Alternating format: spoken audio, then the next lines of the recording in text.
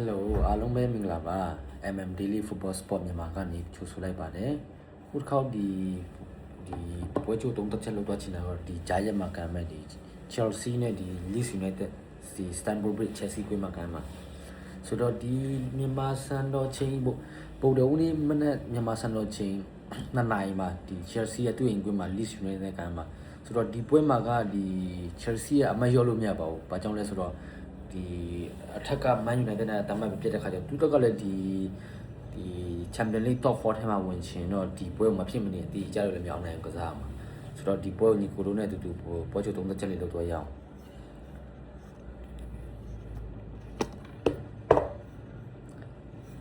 လုံးမင်္ဂလာပါဆိုတော့ဒီအခုဒီ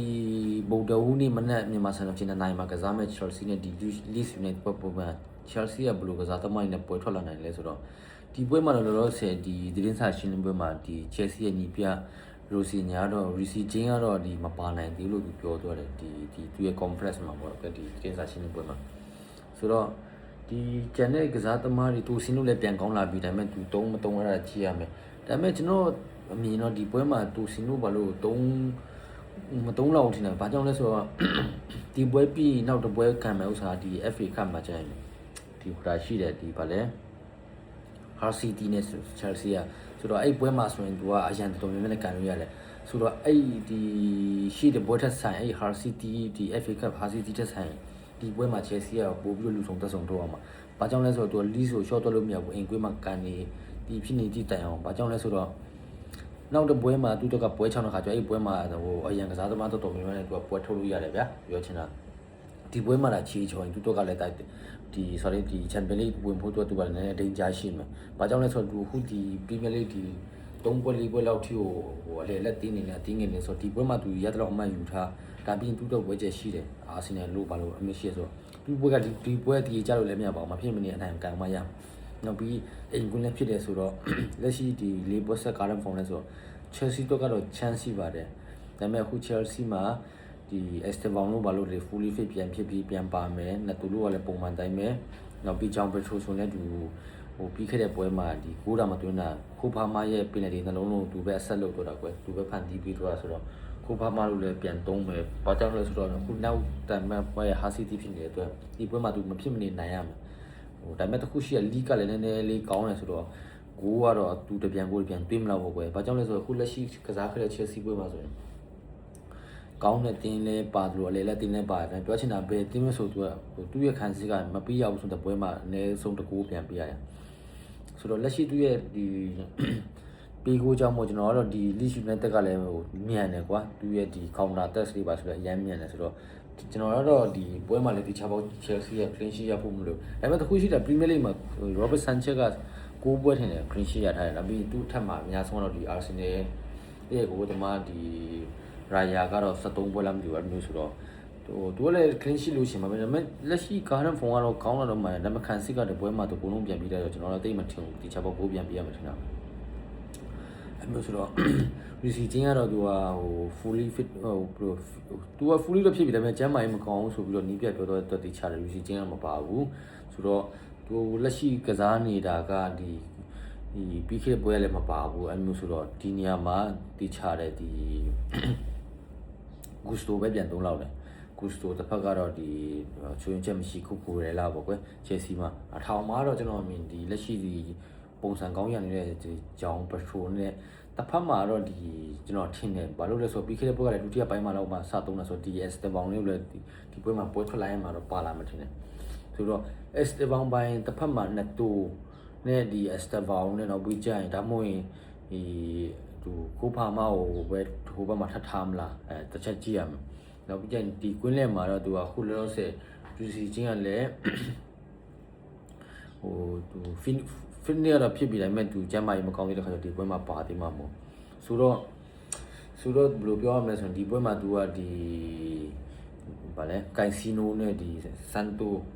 ဟိုပဲတွဲလာမယ်လို့ကျွန်တော်တရားဥပဒေမှာတော့မြင်နေပါကွယ်ဒီဆန်တိုနဲ့ဒီကိုင်စီနိုနဲ့ဆိုတော့တခုပဲရှိတယ်ဒီပွဲမှာသူ Esteban လေးကိုပြည်သက်တော်များများမျှော်လင့်ကြတယ်သူကစားတာလေးကိုလည်းမြင်ချင်ကြတယ်နောက်ပြီးသူပြီးခဲ့တဲ့ပွဲတွေလည်းဟိုအဲ့လိုထိ လိုက်ရမှာမပေါ့ဘူးဆိုဒီပွဲမှာဒီပြဘလို့လာမယ်နောက်ပြီးအခုဆိုတော့ Chelsea ကဒီကြောင်ပွဲထိုးပြင်ခိုးဖားမလည်းနည်းနည်းလေးဟိုပုံချီဆွမ်းပြန်ပြီးတော့ဟိုအရင်ချီဆွမ်းပုံစံပြန်ရလာပြီးခဲ့တဲ့ပွဲမှာဟိုပင်လန်တီပဲပြပါပြသူဟာထွက်ရထားဆိုတော့သူ့ရဲ့ယုံကြည်မှုဟိုးအမြင့်ဆုံးမှရှိနေပါအဲဆိုတော့နောက်ပြီးအခုကအကံမအင်္ဂလန်ဖြစ်တယ်အင်္ဂလန်စတန်ဘူဖီမှာလည်းဖြစ်တယ်ဆိုတော့သူတော့ကတော့ဟိုဒီပွဲမှာလည်းကိုကရမယ်လို့တော့ကျွန်တော်ထင်တာခိုးဖားမဘာကြောင့်လဲဆိုတော့လက်ရှိသူ့ရဲ့ချီဆွမ်းကားလမ်းဖုံရနေဆိုရင်အိမ်ကွန်းလည်းဖြစ်တဲ့တော့ဒီချပေါက်ခိုးဖားမလို့ဒီကြောင်ဘထိုးတော့ကိုပြန်ရအောင်မထင်တာပဲအဲဆိုလက်ရှိဒီအခုဒီ25ကစားပြီး Chelsea တော့ဆယ်တော့အဆင့်5မှာသူအောက်ကအဆင့်6က Liverpool ကိုသူက4မှတ်ဖြတ်ပြီးတော့သူထက်ကအဆင့်4မှာရှိတဲ့ Man United နဲ့ဆိုတော့သူကတတ်မှတ်ပဲကွာတယ်ဆိုတော့ပြောချင်တာအကြောင်းမို့အခုက Liverpool နဲ့4မှတ်ကွာတယ်ဆိုတော့ကိစ္စမရှိဘူးဒီအထက်က Man United နဲ့ဆိုရင်သူကအဲ့ Man U ပဲဖြစ်ဖြစ်ဒီ Chelsea ပဲဖြစ်ဖြစ်တင်းတင်းရတဲ့ပွဲရှုံးရင်ကြော်တက်ခံရမယ်အောက်ဆင့်ခံရမယ်ဆိုတော့ဒီအဆင့်3မှာရှိတဲ့ Aston Villa ကတော့48မှတ်နဲ့ဆိုတော့ Chelsea နဲ့ဆိုတော့သူကဒီဟိုတာကွာတော့4မှတ်ကွာတော့တယ်ဆိုတော့ Aston Villa ကျွန်တော်တိတ်မထင်ဘူးဘာကြောင့်လဲဆိုတော့သူကောင်းတာတော့မှန်တယ်ဒါပေမဲ့ခုနောက်ပိုင်းသူ form တောက်ဆောက်ပြန်ပြီးကျလာရှုံးလိုက်တီးလိုက်မျိုးဖြစ်တယ်ဆိုတော့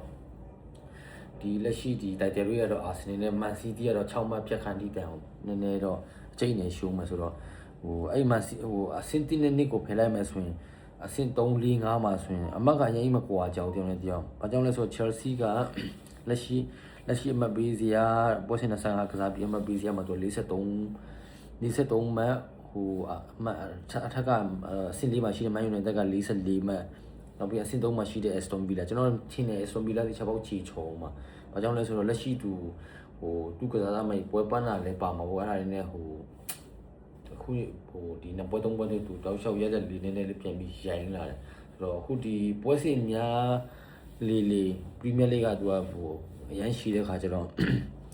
ဒီ squad အရန်ရမတော့တဲ့တင်းနေတော့တဖြည်းဖြည်းကြံခဲ့ပါပဲ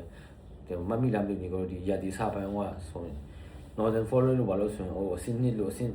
3လို့မှတော့ချိန်နေတယ်ဒါပေမဲ့ချိန်တန်တော့လည်းအခုဆိုပြန်ကြလာတယ်အခုဆိုရင်သူ Northern Forest လို့ဘာလို့ဆိုရင်အဆင့်10အောက်လုံးပြန်ကြသွားပြောချင်တာမျိုးပေါ့ကွယ်ဒီအရန်ရတော့တဲ့အတင်းနဲ့ဒီအတင်းကြီးတွေကပဲသူကချိန်မှန်ဟိုအဆင့်ပွဲစဉ်ပရီးမီးယားလိဂ်ပွဲစဉ်20အထက်လောက်ပွဲဆိုရင်ဟိုပြောမလားသူကlevel 2ကပြန်ရောက်လာတယ်ကွာအဲမျိုးဆိုတော့ဒီပွဲမှာရောဒီ Chelsea နီကိုလိုမြင်ကြီး League ရော Chelsea ကိုမထင်မှပဲဘယ်လောက်ထိဒုက္ခပေးသွားနိုင်မလဲဒါမှမဟုတ်ရင်ဒီ Chelsea ကပဲလက်ရှိဒီနိုင်ပွဲဆက်နေတဲ့4ပွဲဆက်ကနေ5ပွဲဆက်နိုင်ပွဲကိုဟိုဆက်လက်ပြီးတော့ယူသွားနိုင်မလားနီကိုလိုမြင်လို့ဒီ match ပေးတော့ချက်ပါအောင်တော့ပြီးကြရင် Lisbon မှာရော Chelsea ကိုဘယ်လိုကစားသမားတွေ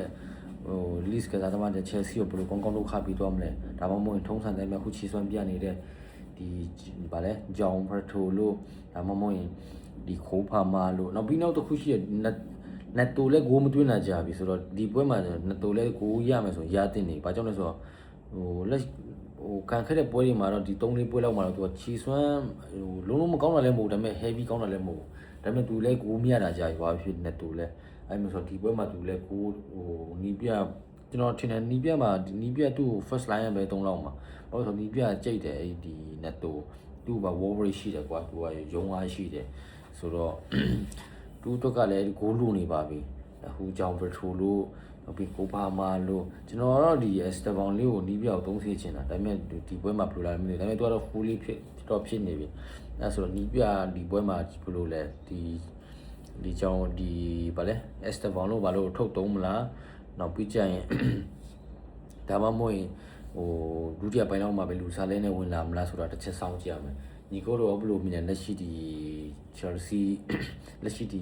ဘိုဒုံနေ့မနေ့မှာကစားမယ် Chelsea နဲ့ Leeds United ပွဲမှာဘယ်သူကဟို